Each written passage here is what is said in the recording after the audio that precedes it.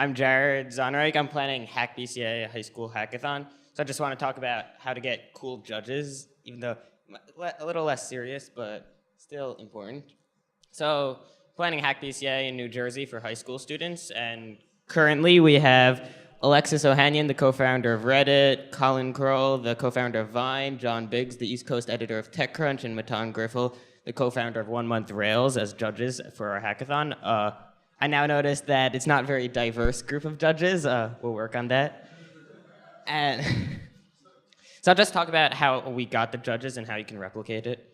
So this is how we got Ohanian to come. So I was at the airport going to Mexico, and I saw him tweet that he has office hours on Reddit. So I whipped out my laptop and just commented on the post, just our standard stuff we email judges.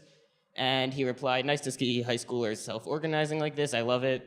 Thank you for the offer. I may or may not be done with my Without Their Permission," which is his book tour by then. "Let me see what I can do. Worst case, I'm going to get you guys a Y Combinator founder to judge." So we emailed him a few times, and eventually he said that he can judge. So basically,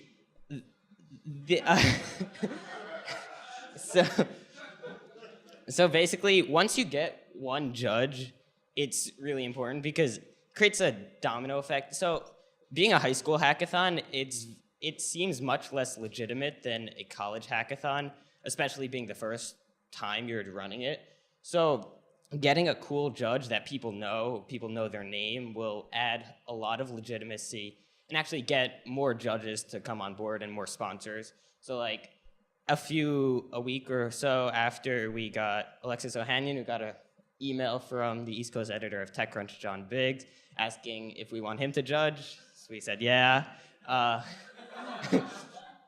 So how can you do this without the serendipity that we had before? How did we get the other judges? So this is what I'd recommend doing. Just create a spreadsheet, list every judge you think is awesome that you couldn't possibly get. That's just no way you could get that. Just list people, find their email addresses. And so to find their email addresses, it's pretty simple. So for Paul Graham, let's use him. Where does he work? Y Combinator. What's his landing page? paulgraham.com. Just Permute, me, Paul Graham, and Y Combinator. And this actually works too. And you can validate it with mailtester.com or something like that. Or just use Reportive after that, and just email them all, and you'll get a response. So, and then just follow up every week if nobody replies. So I think the really important thing here is actually sending the email. You really have to, there's no downside to asking someone to judge. This person might be a really important figure that no way you can get to judge, and it seems intimidating, but there's really no downside to emailing him and asking. The worst they can do is say yes or no.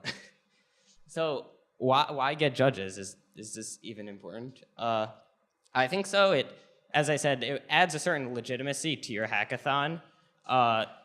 That's too legit to quit. So especially if it's your first hackathon, judges are easier to get without sponsors. You don't need anything before them to get them. Just send out a few cold emails, or better if they're intros. And adds legitimacy. Also, the domino effect, as I was saying earlier, it leads to more things, more sponsorship, more, and especially for outreach. If you get a cool judge, someone's name that everybody knows, it's especially prevalent in high schoolers where nobody knows what a hackathon is, but it's still relevant in all hackathons. More people will want to come just to meet this awesome person. Who wouldn't want to meet Mark Zuckerberg or one of these people? So once you get one of these people to come, you'll probably notice a lot more people will be interested in your hackathon, and it'll lead to more things, domino effect, etc. So I'm Jared Zonreich. You can email me or tweet or whatever if you have any questions or comments. It's my first talk, or feedback. Thank you.